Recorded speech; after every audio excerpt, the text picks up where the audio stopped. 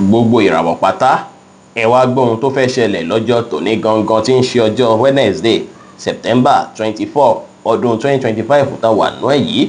mo kí Ọlọ́run ọba, mo ṣèbó Olódùmarè, ìbà kọ́dá ayé, ìbà ṣẹ̀dá ọ̀run, mo ṣèbà Ọ̀rúnmìlà atógi ẹni tí ò sunwọ̀n ṣe, ẹlẹ́rìí ìpín tòun tàyànmọ́, mojúbọ ọkùnrin mojúbọ obìnrin.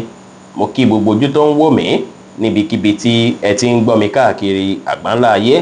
ẹ̀yin tẹ́ ń wò mí pátá ẹ bá ń share fídíò yìí kó kárí ilé kó kárí oko, kó lè jẹ́ òwúlò àti àǹfààní fọ́pọ̀ ènìyàn.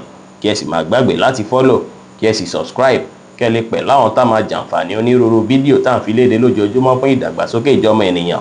ẹ̀yin oníràwọ̀ iná tó kanran yan Aries tàbí láàrin March 21 sí April 20 lọ́jọ́ tòní, ó ṣeé ṣe kí ẹ wà motivated púpọ̀ tá a ṣe ń bí gbà pé àwọn plan tẹ́tí ní pátápátá kẹ́ bẹ̀rẹ̀ sí gbé ṣe, àwọn nǹkan tẹ́ fẹ́ gbé ṣe pátápátá kẹ́ gbé ṣe lákòókò tó tọ́ àtàkòkò tó yẹ.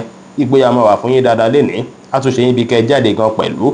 ọjọ́ tòní ẹ máa rí àwọn ọ̀nà tẹ́ lè gbà láti rí dájú pé ìgbésí ayé tún dára, láti rí dájú pé nǹkan tún rọ̀ yín lọ́rùn lásìkò yìí. lénìí kò dára rárá kí ẹ procrastinate. ẹ rí dájú pé àwọn nǹkan tẹ́ fẹ́ ṣe ẹ ṣe lọ́jọ́ tòní gangan ni, ẹ má fi déní, ẹ má fi dọ́là. lọ́jọ́ tòní gbogbo nǹkan kí nǹkan tẹ́ bá fẹ́ ṣe kẹ́ rí dájú pé àṣeyọrí báyìí ni kẹ́ gbájúmọ́, kẹ́ rí dájú pé ṣàṣeyọrí lórí rẹ̀. gbogbo ọ̀nà tí ẹ bá tọ̀ lọ́jọ́ tòní á ràn yín lọ́wọ́ láti jẹ́ kí nǹkan yín túbọ̀ máa tẹ̀ sí iwájú. lénìí kí ẹ ní ìrètí pé gbogbo nǹkan ti dá, ẹ ní ìgbàgbọ́ ní kíkún nínú ara yín. lénìí ẹ wà focus. green jẹ́ kọ́lọ̀ tó dára jù fún yín láti wọ̀ láṣọ lónìí. aago 6 ní ìrọ̀lẹ́ sí aago 8 ní àṣálẹ́ jẹ́ àkókò èyí tó dára jù fún yín tí ń ṣe lucky hour fún yín lénìí. ẹ̀yin oníràwọ̀ erùpẹ̀ alámọ̀ Taurus tàbí láàrin April 21 sí May 20 lénìí inú yín máa dùn, ayọ̀ yín máa kún pẹ̀lú ìgbésí ayé yín ṣe ń lọ. ìsinmi tẹ́tí wá láti jọ́ mẹ́ta ó ṣeéṣe kó ṣe é pọ́jọ tòní lẹ́ máa láǹfààní àti sinmi.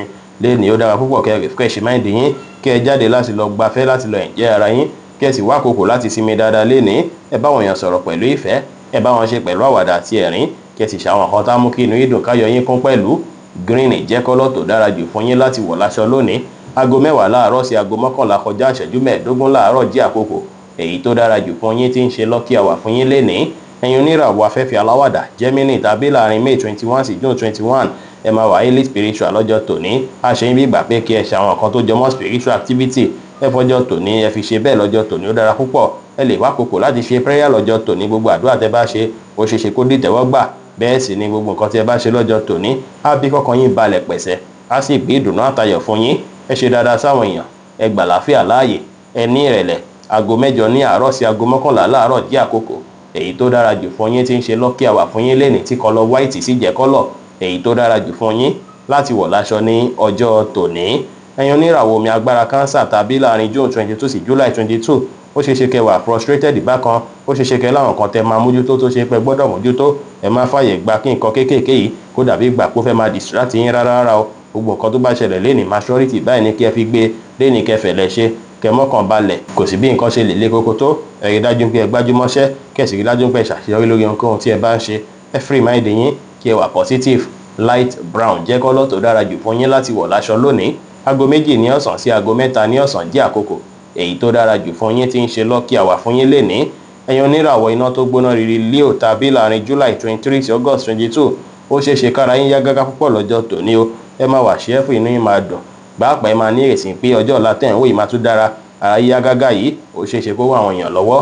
múdù yín lọ́jọ́ tòní kẹ́ rí dájú pé ẹ lò láti fi encourage àwọn tó jẹ́ mọ̀lẹ́bí tàbí ọ̀rẹ́ tàbí àwọn tó súnmọ́ yín láti jẹ́ kára tiwọn náà yá gágá. ẹ ní ìrẹ̀lẹ̀, kẹ́ rí dájú pé àkókò àti ìgbà pẹ̀lú àwọn olólùfẹ́ yín, kẹ́ ṣe dáadáa sáwọn èèyàn, kí ẹ sì ṣàwọn kan tá a mú kí inú yín dùn káyọ̀ yín kó pẹ̀lú. aago 9 kọjá ìṣẹ́jú 15 láàárọ̀ sí aago 11 láàárọ̀ jẹ́ àkókò èyí tó dára jù fún yín tí ń ṣe lucky hour fún yín lénìí, tí kọ́lọ̀ white sì jẹ́ kọ́lọ̀ èyí tó dára jù fún yín láti wọ̀ láṣọ ní ọjọ́ tòní. ẹ̀yin oníràwọ̀ erùpẹ̀ funfun Virgo tàbí láàrin August 23 sí September 23 lọ́jọ́ tòní ẹ máa nílò láti kíyèsí ara dáadáa, pàápàá ní pàtàkì pẹ̀lú ìlera ara yín, látàrí pé ó ṣeéṣe lọ́jọ́ tòní ká ìlera díẹ̀ fẹ́ jẹyọ, pàápàá àwọn àìlera tó ṣe é pé ó ti ń wáyé láti jọ́ mẹ́ta ó ṣeéṣe kó fẹ́ jẹyọ dáadáa lọ́jọ́ tòní. ó sì ṣeéṣe lọ́jọ́ tòní kí ẹ ní mood swing nípa ti health issue yẹn. ẹ rí dájú pé tètè kọbi ara sí, kó má bàa bí pé máa fẹ́ náà expenses kan kẹ́ kíyèsí ara lọ́jọ́ tòní. ẹ má fàyè gba kí àwọn nǹkan tó dàbí negativity àbáwọn nǹkan tó dàbí nǹkan tí ó tọ́ tó wá sí yín lọ́kàn, ẹ má fàyè gbà rárá. ẹ má jẹ́ kó corrupt àwọn èròǹgbà ọkàn yín. ẹ mọ̀ dájú pé àkókò yìí àkókò péréte ni, gbogbo nǹkan wọ̀nyí fẹ́ fi wáyé. kí ẹ rí dájú pé àkókò àti ìgbà pẹ̀lú mọ̀lẹ́bí àbáwọn olólùfẹ́ yín, ìyẹn á tún jẹ́ kí ẹ feel much better. lénìí kò dára kẹ́ sọ̀rọ̀ òdì àbí ọ̀rọ̀ àìtọ́ sí èèyàn ẹ mọ́kàn balẹ̀, ẹ bá àwọn èèyàn sọ̀rọ̀ pẹ̀lú ìfẹ́, bẹ́ẹ̀ sì ni kí ẹ má ṣe jẹ́ kí ìmọ̀lára yín kó lágbára jù yín lọ lọ́jọ́ tòní o.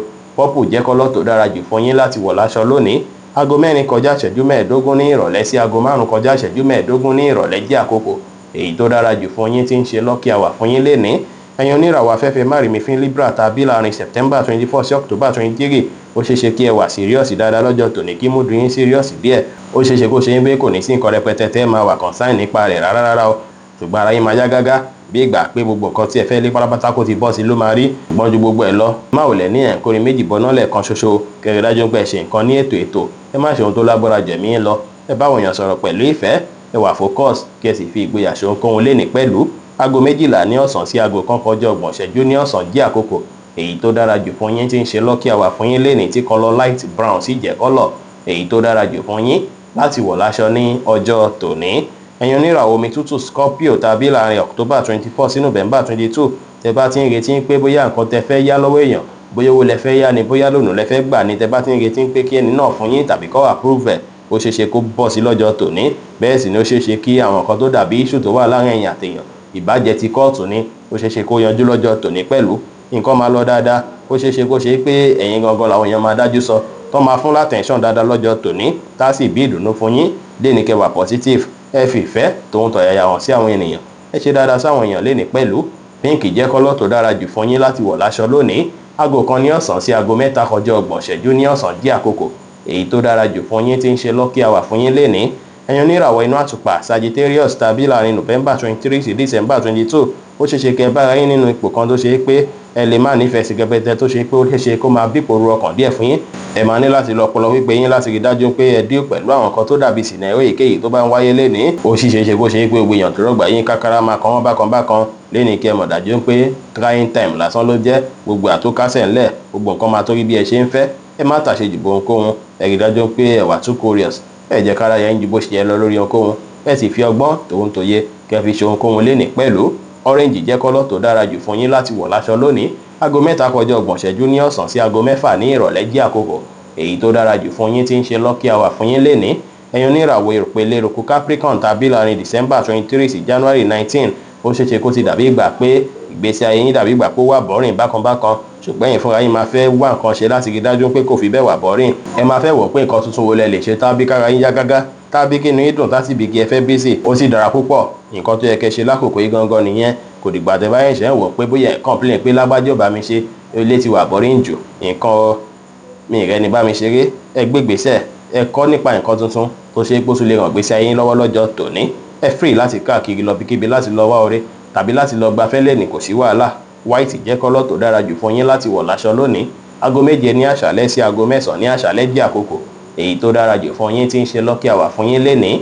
Ẹ̀yin oníràwọ̀ afẹ́fẹ́ oníbínú Aquarius tàbí láàrin January 20 sí February 19 ó ṣeéṣe kí ìpòrúurú ọkàn díẹ̀ wáyé tàbí ìbàlẹ̀ ọkàn tàbí kẹ́ má wà comfortable pẹ̀lú ìgbésí ayé yín ṣe ń lọ lákòókò yìí, tó sì ṣeéṣe kó ṣe pé ẹ lè má tètè mọ nǹkan tó fà rárá, bóyá látàrí pressure tó pọ̀ jù láàyè iṣẹ́ ni tàbí kó ṣe pé bóyá àwọn nǹkan tẹ̀ ń náwó lé lórí lákòókò yìí ti pọ̀ ju bó ṣe yẹ lọ. Ẹ rí gbogbo nǹkan wọ̀nyí bí àwọn nǹkan tó dàbí ìdíwọ́ dènà tàbí nǹkan tó dàbí ẹ̀gbin tó wà lórí afárá èyí tẹ́ fẹ́ tọ̀ débi gíga lénìí. Kò dára kẹ́ finú tọ̀yàn rárá tàbí gbára léèyàn rárá. Ẹ tẹpá mọ́ṣẹ́ lénìí kí ẹ ṣe nǹkan yín létò ètò kẹsì mọ́kàn ara yín balẹ̀ pẹ̀lú. Blue jẹ́ kọ́lọ̀ tó dára jù fún yín láti wọ̀ láṣọ lónìí. Aago 4 ní ìrọ̀lẹ́ sí aago 6 ní ìrọ̀lẹ́ jẹ́ àkókò èyí tó dára jù fún yín tí ń ṣe lucky hour fún yín lénìí. Ẹ̀yin oníràwọ̀ omi tí kì í ru Pisces tàbí láàrin February 20 sí March 20 ọjọ́ tòní lè dàbí ìgbà pé nǹkan fẹ́ le koko bákan tẹ́ bá kíyèsára. Ẹ rí dájú pé ẹ focus lórí nǹkan tó ṣe kókó fún yín láti ṣe, kó má jẹ́ pé ẹ máa miss àwọn deadline kan láàyè iṣẹ́ lénìí. Ẹ rí dájú pé ẹ tún wà more serious dáadáa pẹ̀lú ọ̀rọ̀ iṣẹ́ yín. Ó máa dára púpọ̀ tẹ́ bá lè ṣàṣeyọrí lórí gbogbo nǹkan kíkan tẹ́ bá ń ṣe láàyè iṣẹ́. Ìyẹn máa bí kó má sí issue kankan tó máa padà come up o, kẹfẹ̀lẹ̀ ṣe. Ẹ má kánjú ju bó ṣe ẹ lọ lórí ohunkóhun lénìí. Ẹ wà focus, kẹtẹpá mọ́ṣẹ́. Yellow jẹ́ kọ́lọ̀ tó dára jù fún yín láti wọ̀ láṣọ lónìí. Aago 3 ní ọ̀sán sí aago 6 ní ìrọ̀lẹ́ jẹ́ àkókò èyí tó dára jù fún yín tí ń ṣe lucky hour fún yín lénìí. Bí ó ṣe jẹ́ nìyẹn fún gbogbo orúfẹ́ ìràwọ̀ 12 tó wà pátá. Ẹ̀yin tẹ́ ń wò mí pátá ẹ má gbàgbé pé Ọlọ́run bo Olódùmarè nìkan lọ́ba tó ní ìmọ̀ jùlọ. Ẹ̀yin tẹ́ fẹ́ ṣèwádìí onírúurú láǹfààní àti kàn sí wa ní WhatsApp 09033897161. Ire gbogbo ajẹ́ tiwa lónìí, lọ́sẹ̀ yìí, lóṣù yìí àti ní gbogbo ọjọ́ ayé wa láṣẹ Ìdùmarè. Ire o.